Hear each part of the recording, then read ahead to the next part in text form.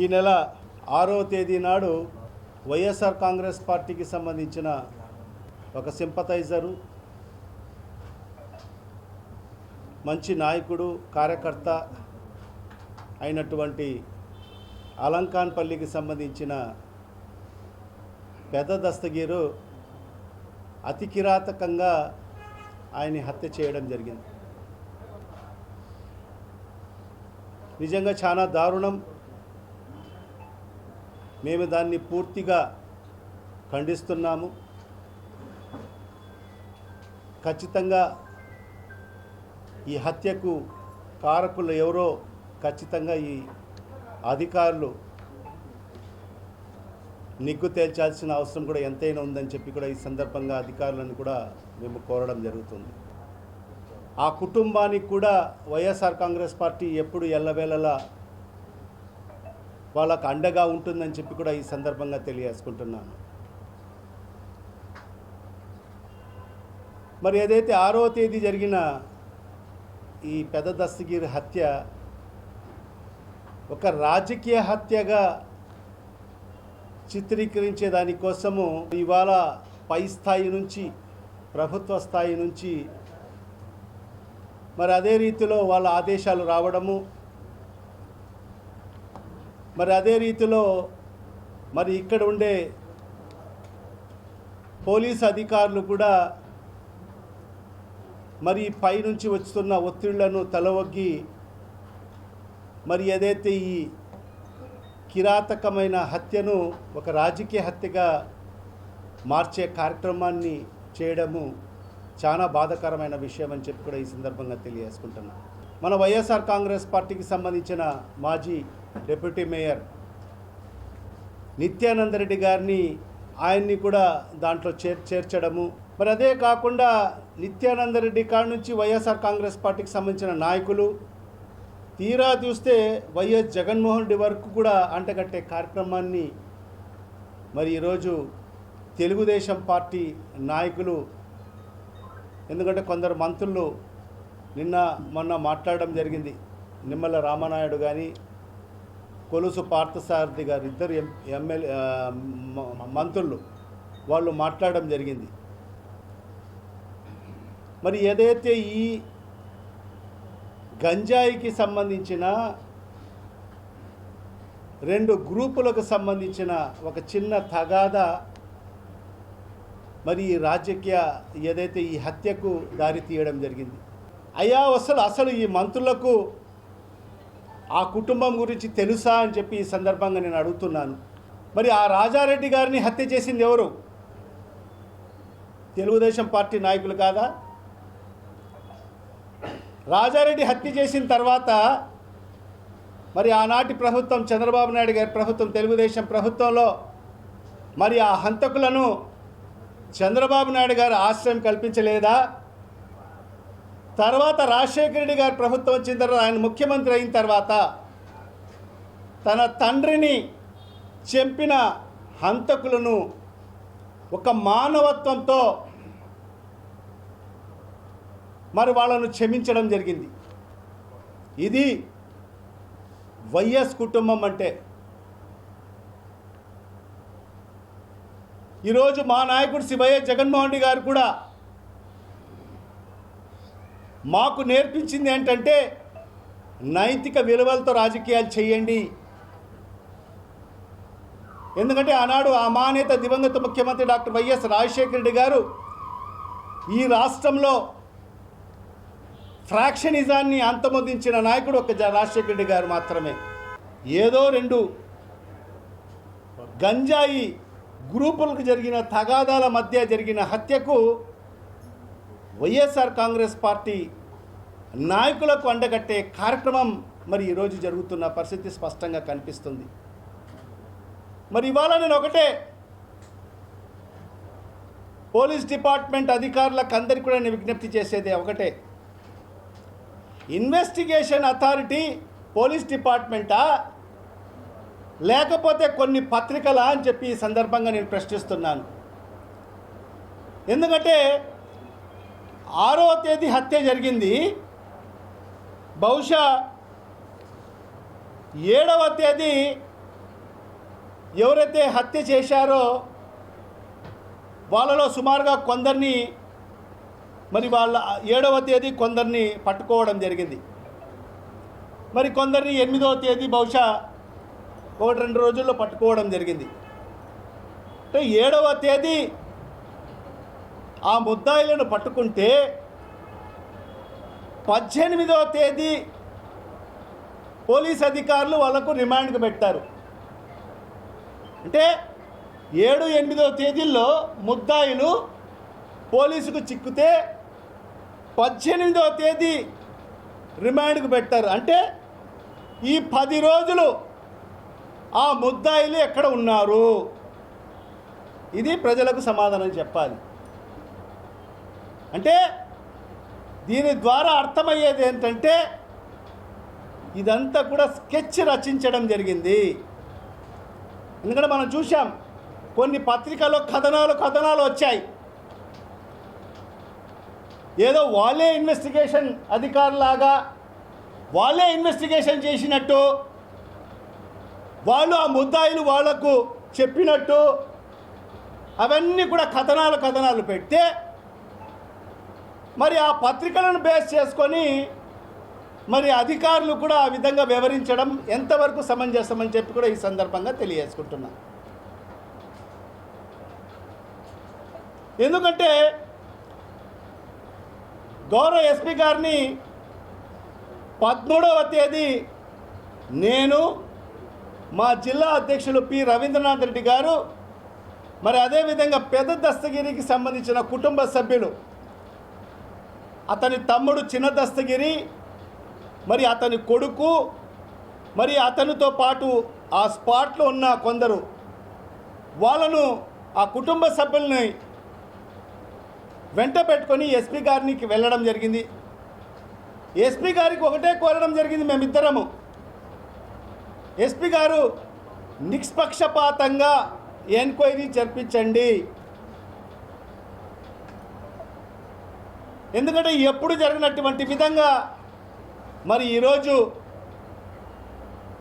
ఈ హత్యలు జరుగుతున్నాయి, దీన్ని నిగ్గు తేల్చండి. ఎవరైనా కూడా ఎవరు బాధ్యత వహించినా కూడా వాళ్ళను కఠినంగా శిక్షించండి అని చెప్పి మేమే స్వయంగా ఎస్పీ గారిని కలవడం జరిగింది, ఆ కుటుంబ సభ్యుల్ని తీసుకెళ్ళి. మరి అలాంటిది ఈరోజు కొన్ని పత్రికలు చూస్తూ ఉంటే, వాళ్ళు రాసిన కథనాలు చూస్తూ ఉంటే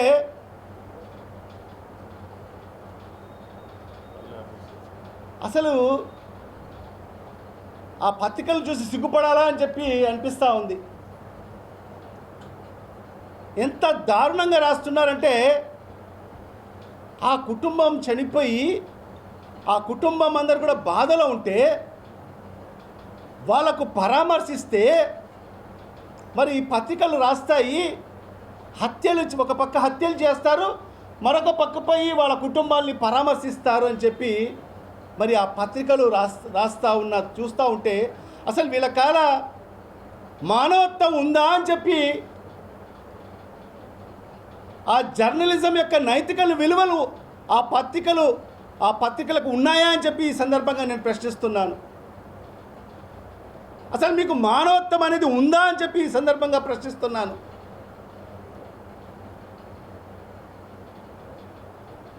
పెద్ద దస్తగిరి అనే వ్యక్తి మా పార్టీకి సంబంధించిన వ్యక్తి, సౌమ్యుడు, మంచి వ్యక్తి, ప్రతి ఒక్కరితో సత్సంబంధాలు కలిగిన వ్యక్తి. అతను ఒక రియల్ ఎస్టేట్ వ్యాపారి. రియల్ ఎస్టేట్ వ్యాపారి అంటే మనందరికీ కూడా తెలిసిందే, ప్రతి ఒక్కరితో సంబంధాలు ఉంటాయి. అతను బ్రోకరిజం కూడా చేసుకుంటూ ఉంటాడు, స్థలాలు కొనుగోలు చేయించడము, వాళ్ళ స్థలాలను ఇతరులకు అమ్మడము, ఇవన్నీ కూడా చేస్తూ కొందరితో భాగస్వాములుగా ఉండి కూడా రియల్ ఎస్టేట్ వ్యాపారాలు చేస్తూ ఉంటాడు.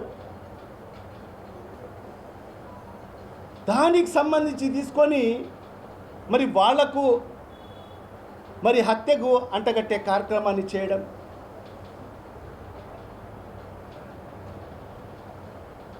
ఎంతవరకు సమంజసమో ఒక్కసారి ఆలోచన చేయండి.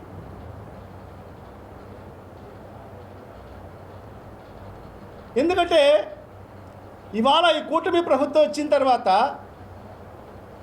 వీళ్ళు ఇప్పటి వరకు చేసింది ఏంటండి చెప్పండి? ఈ 2 సంవత్సరాల కాలంలో ఏ ప్రజలకు మేలు చేశారు వీళ్ళు? రైతులకు మేలు చేశారా? మహిళలకు మేలు చేశారా? అణగారిన వర్గాలకు మేలు చేశారా? వాళ్ళు ఇచ్చిన హామీలు నెరవేర్చారా? అవన్నీ కూడా ఏమి చేయకోకుండా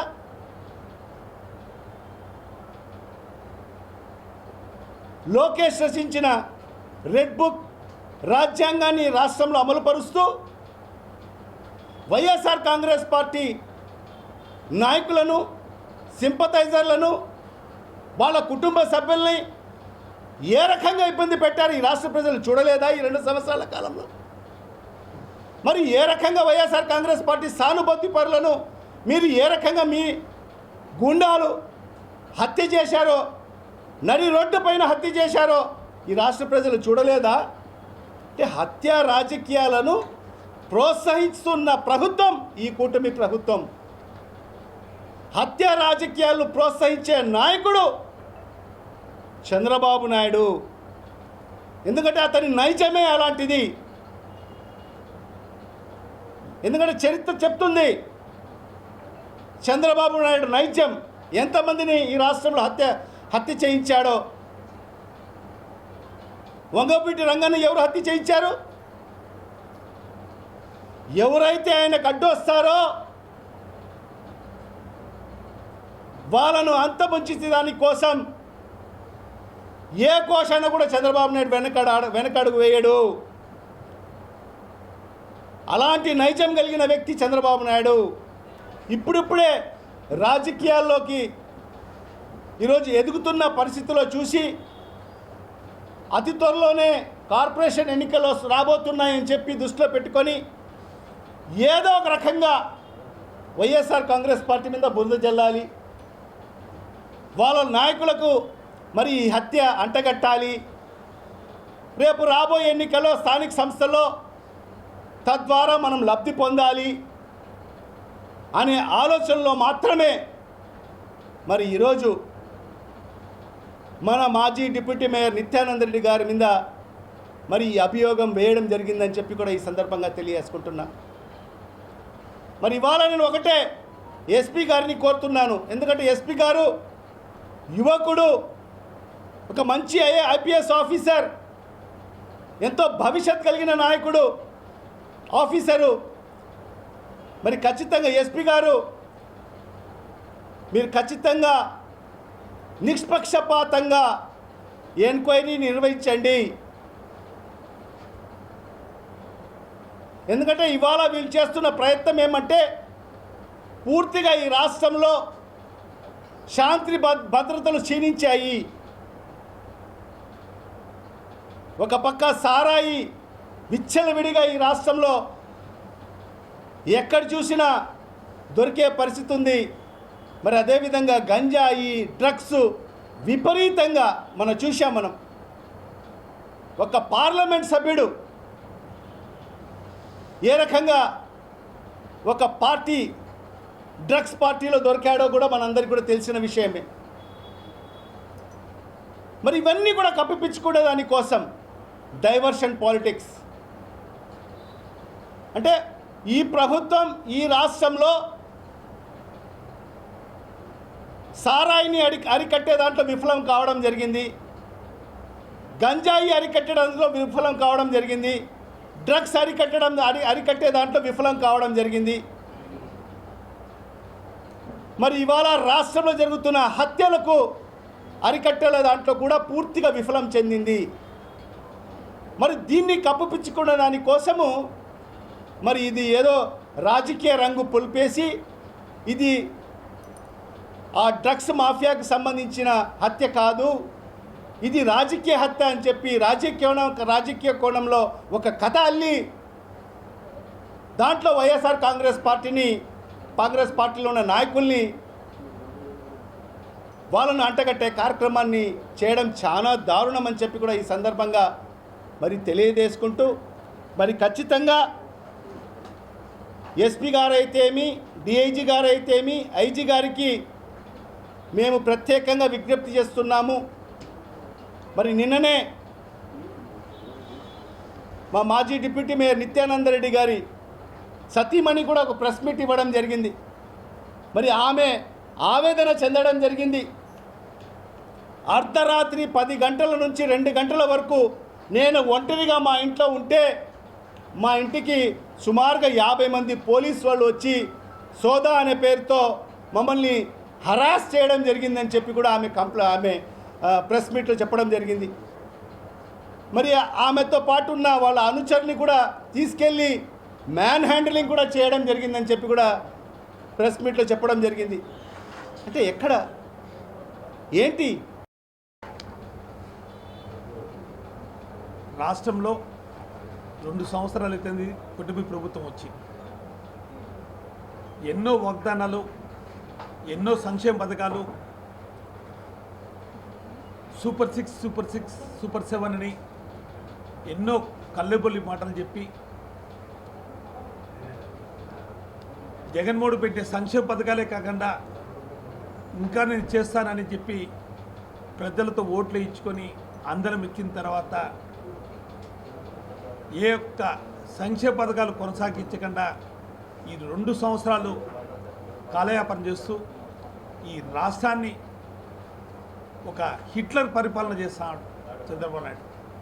నిజంగా ఒక కొద్దిని మీరు గమనిస్తే కడప నగరంలో ఈరోజు జరిగిన హత్య ఒక బంగాక్ బ్యాచ్ ఒక జాతర దినంన జాతర జరుపుకునే ఊర్లో 10 గంటకి డీజే కార్యక్రమం జరుగుతుంటే పక్కాగా ప్లాన్ వేసుకొని వాళ్ళ ఇంటికాడ గల్లాట చేయడం జరిగింది. కేవలం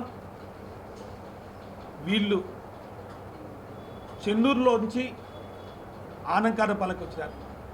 చెన్నూరులో సిఏ పురుషోత్తం రాజు వాళ్ళని మండలం నుంచే బహిష్కరణ చేసి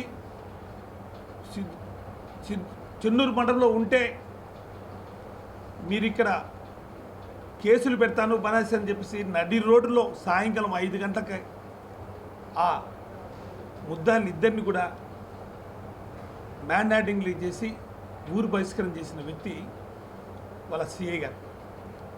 అలాంటి వ్యక్తులు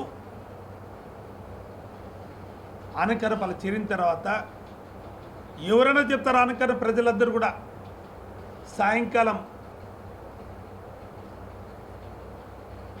మన పానీపూరి అమ్ముకుండే వాళ్ళ కాంచి కానీ రౌడీ మామూలు వసూలు చేసే వ్యక్తులు వాళ్ళు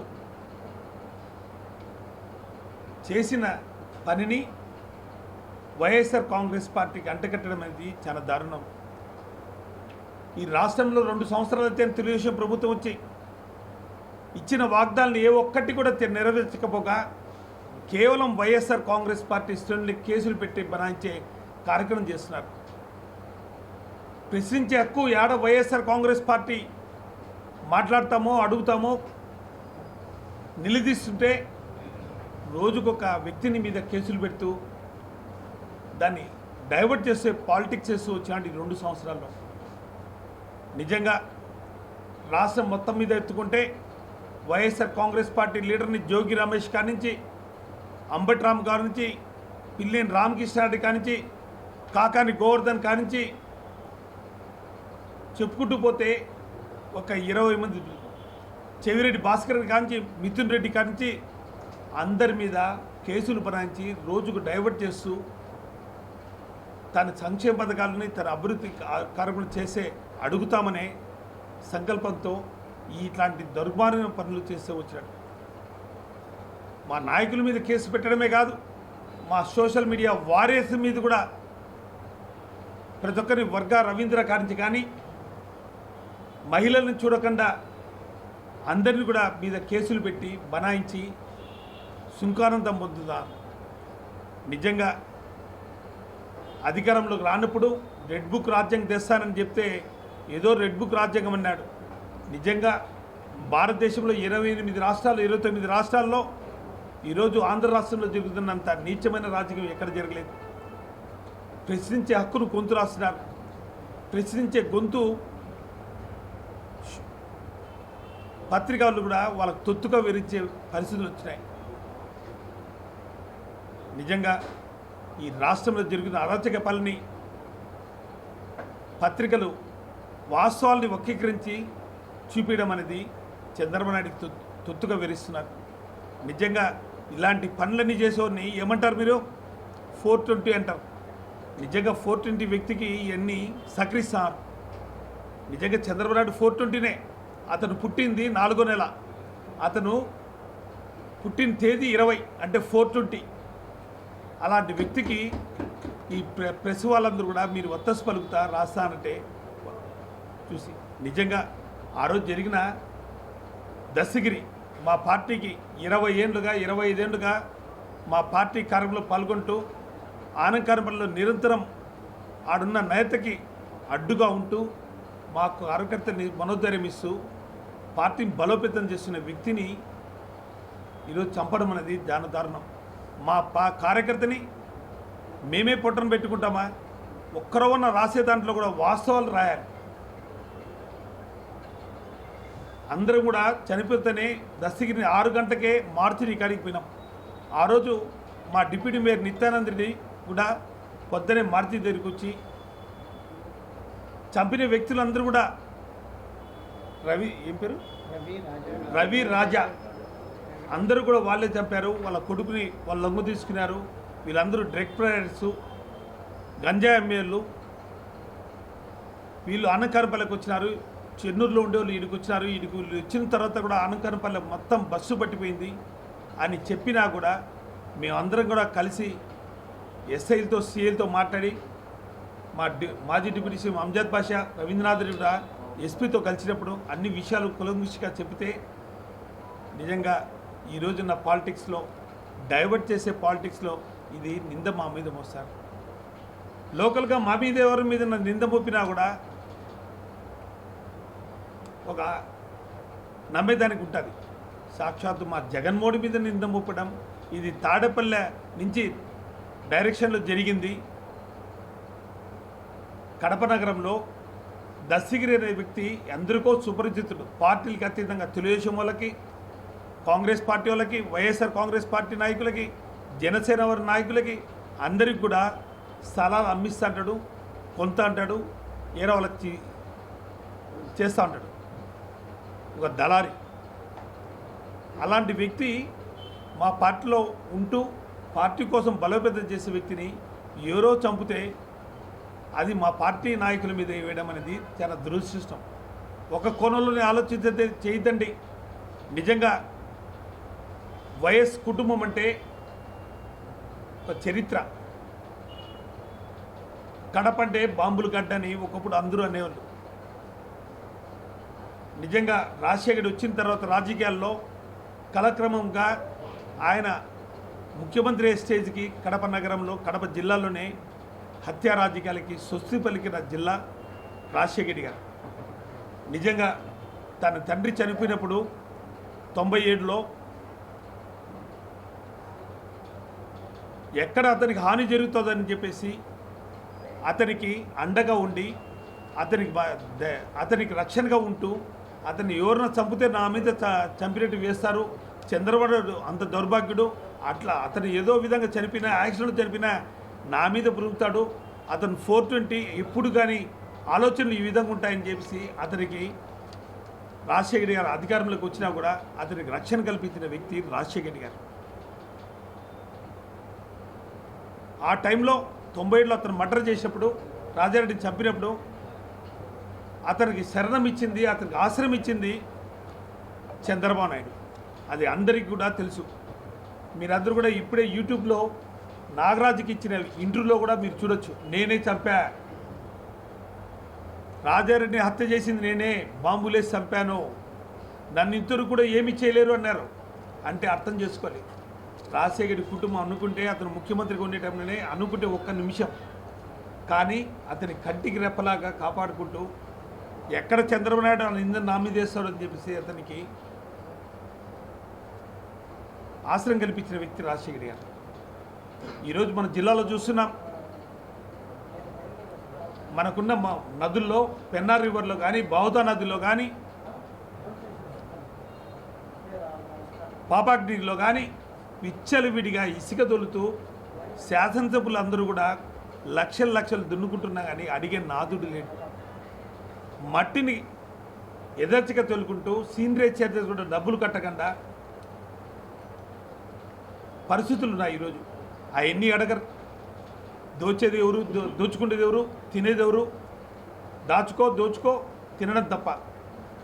కేవలం వైఎస్ఆర్ కాంగ్రెస్ పార్టీ జగన్మోహన్ మీద బుద్ధ చదివేదానికే ఎక్కడ అమరావతి మీద మాట్లాడతాడో, ఎక్కడ మావిగన్ ఎత్తాడో, లక్షల కోట్లు నువ్వు తింటున్నావు, దోచుతున్నావు, ఇవన్నీ బండారం బయట పెడతాడని రోజు నీ ఎల్లో మీడియా ద్వారా 1.5 పేపర్ అనేది ప్రజలకు వాస్తవాలు తెలియజేయాలి. వాస్తవాలు తెలియకుండా అదేదో జగన్మోహన్ రెడ్డి వైఎస్ఆర్ కాంగ్రెస్ పార్టీ మీద బుద్ధ తెల్లేట్టుగా మీ రాతలు రాస్తూ వక్రీకరించి రాస్తూ ఇది కేవలం జగన్మోహన్ రెడ్డి చేసిన మర్డరు. జగన్మోహన్ రెడ్డి గారు తాడేపల్లి నుంచి ఆదేశాలు చేసినాడు. దస్తగిరి వ్యక్తి మీద జగన్మోహన్ రెడ్డి గారు ఆదేశాలు ఇవ్వడం ఏంది, అతను మర్డర్ చేయడం ఏంది? చదివేదానికి కానీ వినేదానికి కానీ ఒక ఉంటుంది. ఈరోజు తెలుగుదేశం పార్టీలోనే మా వైఎస్ వివేకానంద గారిని మర్డర్ చేసినప్పుడు ఆ గొడ్డలతో సభ్యులని మీ పక్కన చేర్చుకొని మా మీద గొడ్డల రాతలు రాస్తూ సుంకానందం పొందుతున్నాను. ఈరోజు కూడా అతనికి ఎస్కార్ట్ ఇచ్చి అతను బీటెక్ రవి కనుసైగల్లో కొనసాగుతూ దందాలు తెస్తంటే అడిగేవాడు లేడు. అతను రాయచోటులో ఎక్కడికంటే అక్కడికి పోతున్నా పోలీసులకు రెడ్ కార్పెట్ ఇస్తూ స్టేషన్లో కూర్చోబెట్టి పంచాయతీలు చేస్తూ ఈరోజు వాళ్ళు అంత విచ్చలవిడిగా తిరుగుతున్నారంటే అది మీ ప్రభుత్వం తెలుగుదేశం పార్టీ చేస్తున్న కుట్రలు. ఈరోజు పులివెందులలో యథార్చిగా వేముల్లో వెరైటీస్ని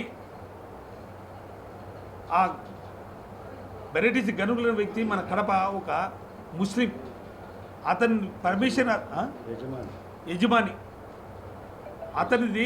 అతని పర్మిషన్ లేకుండా అతని దాంట్లో విచ్చలవిడిగా వెరైటీస్ తీసుకుంటున్నాయని రోజుకు 20 టన్నులు, టన్ను 26,000 లెక్కన రోజుకి 4 లక్షల రూపాయలు దోచుకుంటూ సంవత్సరానికి నెలకి 1,30,00,000 రూపాయలు దన్నుకుంటూ అడిగే నాదులు లేడు. ఆ పక్క మైన్సోళ్ళు పోరు, పోలీసులు అడగరు. ఇంత దౌర్భాగ్య పరిస్థితుల్లో ఈరోజు తెలుగుదేశం పార్టీ ఇన్ని జరుగుతున్నాయని అలాంటి వాస్తవాల్ని పత్రికలో రాయాల్సిన మీరే ఇలాంటి వక్రీకరించి రాసి జగన్మోహన్ రెడ్డి వచ్చి కడపకు వచ్చిన రోజే హెడ్లైన్స్లో రాయడం నిజంగా చాలా బాధకరం. ఒక పక్క మా కార్యకర్త చనిపోయి మేము బాధపడతా అంటే ఆ మర్డర్ని మా పార్టీ కార్యకర్తే మా party deputy mayor Nityananda Reddy మీద వేయడం, ఇది మాకు కల్పించడం నిజంగా వాస్తవాలు నిజం తేల్చాలి. నిజంగా చిక్కిన వ్యక్తులు వాళ్ళని హ్యాండ్ అరెస్ట్ చేసి వాళ్ళతో ఒప్పించి వాళ్ళతో చేసి నిత్యాన్ని ఈరోజు కేసులో పెట్టడం జరిగింది. నిజంగా ఏ వ్యక్తి అయినా కానీ ఈరోజు అంజద్ బాషా ఉన్నాడు, నేనున్నాము, రామచంద్రరెడ్డి ఉన్నాడు, మా సురేష్ ఉన్నాడు, మా యానాదవ్ ఉన్నాడు. ఎవరన్నా కానీ వాళ్ళకు ఉండే అభిమానులు వాళ్ళ దగ్గరకు వచ్చి ఫోటోలు తీసుకుంటారు. కార్యకర్త తిరుగుని ఏ డివిజన్ నుంచో ఎవరో వస్తారు, మాతో ఫోటో తీసుకున్నంత మాత్రమే అతను మా మనిషి అవుతాడా? ఆలోచన చేయకుండా ఆ ఫోటోలు బూచి చూపించి కేసు బనాయించడం అనేది చాలా దారుణమైన పరిస్థితి. నిజంగా ఇప్పటికైనా ఎస్పీ గారు నిగ్గు తెల్చాలి. ఇంతమంది సీఎల్ని క్యాన్సర్ చేసావు, నువ్వు నిజమైన నిశ్చిత మనిషి అయితే వాస్తవాలు తెలుసుకొని దీన్ని కేసులు చేసి నిందితుడిని ఇమీడియట్గా శిక్షించాలని మేము కోరుకుంటున్నాం. నిజంగా నిత్యానంద రెడ్డికి ఎటువంటి సంబంధాన్ని కేసులో పెట్టమనేది చాలా దారుణమైన విషయం. దీన్ని అందరూ కూడా పార్టీ ఖండిస్తున్నాం. మీడియా మిత్రులందరికీ నమస్కారములు. గత వారం రోజులుగా జరుగుతున్నటువంటి విషయాలన్నీ కూడా మీకు అందరికీ తెలిసినటువంటివి. ఈ కూటమి ప్రభుత్వం ఏర్పడి దాదాపు 2 సంవత్సరాల 3 నెలలు అవుతున్నది. ఈ 2 సంవత్సరాల 3 నెలల్లో ఏ ఒక్క హామీ నెరవేర్చకుండా డైవర్ట్ అంటే పక్కకు రాజకీయాలు మరల్చేటటువంటి ఉద్దేశంతో ఈ కూటమి ప్రభుత్వం ముందుకు పోతున్నది. నిజంగా ఈ గంజాయి స్మగ్లింగ్ అనేది రాష్ట్ర వ్యాప్తంగా విపరీతంగా జరుగుతున్నదని పత్రికల్లో వస్తున్నప్పటికి కూడా ఎటువంటి చర్యలు తీసుకోకుండా ఈ పిల్లలు ఇంటర్మీడియట్ చదివేటటువంటి పిల్లలు కానీ, 10th క్లాస్ చదివేటటువంటి పిల్లలు కానీ, డిగ్రీ చదివేటటువంటి పిల్లలు కానీ వాళ్ళకి ఎక్కడి నుంచి అందుతున్నది ఈ గంజాయి మూలాలు ఎక్కడున్నాయనేది పరిశోధించకుండా నిన్న జరిగినటువంటి హత్య పిల్లలు ఈ గంజాయి గన దొరక్కపోతే, ఆ గంజాయి గన సేవించకపోతే ఆ పిల్లలు ఇలాంటి అలవాట్లు వచ్చేవా? ఎక్కడ దీనికి కారణం ఉంది? ప్రభుత్వ వైఫల్యమే ప్రధాన కారణం దీనికి. ఆ గంజాయి దొరుకుతున్నది కాబట్టే ఆ పిల్లలు ఆ విధంగా తాగి విచ్చలవిడిగా తిరగడము, డబ్బుకు అలవాటు పడడము, దోపిడీలు చేయడము, గొలుసు దొంగతనాలు చేయడము, ఈ విధంగా విద్యార్థులు తయారైపోతున్నారు, రౌడీల్లాగా తయారైపోతున్నారు. వాళ్ళల్లో వాళ్ళకే ఘర్షణ ఏర్పడి పెద్ద దస్తగిరి అనేటటువంటి వ్యక్తిని ఈరోజు వాళ్ళే నిర్మూలించడం జరిగిందనమాట. ఎక్కడ ఏ చిన్న సంఘటన జరిగినా కూడా అది జగన్మోహన్ రెడ్డికి, వైఎస్ఆర్సీపీ ప్రభుత్వానికి అంటగట్టేటటువంటి ప్రయత్నాలు జరుగుతున్నాయి. అందులో భాగమే ఈరోజు నిత్యానందరెడ్డి మీద ఈ అభియోగం మోపబడుతున్నది. నిత్యానందరెడ్డి ఒకవేళ ఫోటోలు తీపించుకుంటే రాజకీయ పరంగా ఏ నాయకుడైనా ఫోటోలు తీపించుకుంటే అనేక వందల మంది వస్తుంటారు, వాళ్ళతో ఫోటోలు దిగుతారు. అంత మాత్రాన అతను నిందితుడిగా ఎలా భావిస్తారు? అది తప్పు అంటాను నేను. కాబట్టి మీరు ఒక సిట్టు వేయండి, సిట్టుతో దర్యాప్తు చేయండి, దోషులను గట్టిగా శిక్షించండి.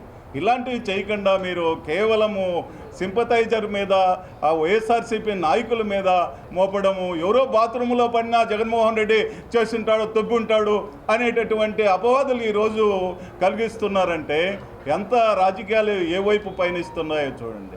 ఈరోజు 2.5 సంవత్సరం అవుతున్నా కూడా ప్రభుత్వ ఉద్యోగులు మొత్తుకుంటున్నారు, అయ్యా మాకు మీరు ఇవ్వాల్సినటువంటి బకాయిలన్నీ ఇవ్వండి, మీరు పిఆర్సీ ఇస్తామన్నారు, తర్వాత ఐఆర్ ఇస్తామన్నారు, డిఎల్ ఇస్తామన్నారు అని ప్రశ్నిస్తూ ఉంటే, ప్రశ్నిస్తే గొంతును కాకర్ల వెంకట్రామరెడ్డిని డిస్మిస్ చేశారు. అంటే ప్రశ్నిస్తే డిస్మిస్ చేస్తారా? ఈరోజు కొన్ని లక్షల మంది ధర్నాలు పెడుతున్నారు, రేపు వాళ్ళందరినీ డిస్మిస్ చేస్తారా? ఇదేమి ప్రజాస్వామ్యంలో లేమా మనము? కాబట్టి ప్రభుత్వం గుర్తుపెట్టుకోవాల్సింది ఏమిటంటే, మీరు ఇచ్చారు హామీలు. కుటుంబ ప్రభుత్వం 6-7 హామీలు ఇచ్చింది. అందులో భాగంగానే ప్రభుత్వ ఉద్యోగులందరూ కూడా మీరు ఇచ్చిన హామీలను నెరవేర్చండియా అంటున్నారు. నిరుద్యోగులకు ఏం హామీ ఇచ్చారు? మేము ప్రభుత్వంలోకి వచ్చిన వెంటనే 20 లక్షల ఉద్యోగాలు ఇస్తాము, ఈలైన పక్షంలో 3,000 రూపాయల భృతి ఇస్తాము అని చెప్పారు. ఈరోజు 20 లక్షల ఉద్యోగాలు ఇవ్వలేదు, 3,000 రూపాయల భృతి ఇవ్వలేదు. ఉండేటటువంటి ఉద్యోగాలు 1,72,000 ఉద్యోగాలన్నీ వాలంటీర్ల ఉద్యోగాలు, తర్వాత కాంట్రాక్ట్ ఉద్యోగాలు అవన్నీ పీకిపారేయడం జరిగిందనమాట. కాబట్టి నేను అంటున్నది ఏమిటంటే, మీరిచ్చిన హామీలను ప్రజలు అడుగుతున్నారు, ఉపాధ్యాయులు అడుగుతున్నారు, నిరుద్యోగులు అడుగుతున్నారు. వీళ్ళందరూ కూడా అడుగుతున్నప్పుడు సమాధానం చెప్పాల్సిన అవసరం ప్రభుత్వానికి ఉంది. దీన్ని డైవర్ట్ చేయకుండా ఎక్కడెక్కడ ఈ రాష్ట్రంలో ఏమేమి జరుగుతున్నాయి, ఎక్కడ ఎంతమంది చనిపోతున్నారు అనేది పరిశీలించండి, అవన్నీ నిగ్గు తేల్చండి. కేవలం వైసీపీ వాళ్ళ మీద ముద్ర వేసి వాళ్ళని రాజకీయ పరంగా సమాధి చేయాలనేటటువంటిది వద్దు. నిత్యానందరెడ్డి అనేటటువంటి వ్యక్తి ఇప్పుడిప్పుడు ఎదుగుతున్న రాజకీయాల్లోకి ముందుకు వస్తున్నటువంటి వ్యక్తి. అతను రాజకీయ సమాధి చేయాలనేటటువంటి ఆలోచన మనకొద్దు. ఎదుగుతున్న వాళ్ళను ఎదగనివ్వండి. ఏదైనా తప్పు జరిగితే తప్పనిసరిగా శిక్షించాల్సిన అవసరం ఉంది. మీరు దర్యాప్తు చేయండి, ఎక్కడి నుంచి పుట్టింది, ఎవరు ప్రమేయం ఉంది, వాళ్ళకు డ్రగ్స్ ఎక్కడి నుంచి వస్తున్నాయి, ఆ పిల్లలు ఎవరు పోషిస్తున్నారు, ఇవన్నీ కూడా మీరు దర్యాప్తు చేయండి. దస్తగిరి అనేటటువంటి వ్యక్తి ఒక మీడియేటర్ అనమాట. భూములు కొనిస్తాడు, భూములు అమ్మిస్తాడు. ఈ విధంగా ఎవరితో అయినా సంబంధాలు పెట్టుకునే దానికి అతనికి అవకాశం ఉంది. అంత మాత్రాన అతను కొనిచ్చిన వాళ్ళు, అమ్మించిన వాళ్ళు అందరూ కూడా అతన్ని దీన్ని చంపిన దాంట్లో భాగస్వామ్యులు అయి ఉంటారంటే ఎలా అవుతుంది? కాబట్టి ఇలాంటి రాజకీయాలు మానేసి శాంతి భద్రతలు ముఖ్యంగా రాష్ట్రంలో కాపాడాల్సిన అవసరం ఉంది. ఈ శాంతి భద్రతలో భాగంగా అధికారులందరూ కూడా నిష్పక్షపాతంగా ఈరోజు ఉండేటటువంటి పోలీస్ అధికారులు ఎస్పీకి కూడా మేము కోరేదంటే నిష్పక్షపాతంగా మీరు దర్యాప్తు చేయండి. ఏ ఊరు దోషులున్నా కూడా కఠినంగా శిక్షించమని మేము మీడియా ద్వారా కోరుతున్నాం. గడిచిన కొద్ది రోజులుగా ఏదైతే వైఎస్ఆర్ కాంగ్రెస్ పార్టీ మీద బురద చల్లాలని ఈ కూటమి ప్రభుత్వం పెద్దలు ఒక రచన చేసుకొని దాన్ని స్క్రిప్ట్గా పత్రికలలో రాయించడము, దాన్ని ఇక్కడ ఉన్నటువంటి అధికారుల మీద ఒత్తిడి తెచ్చించి వైఎస్ఆర్ కాంగ్రెస్ పార్టీకి సంబంధించిన నాయకుల మీద అక్రమ కేసులు బనాయించాలని చెప్పేసి చూస్తున్నారు. ఎందుకంటే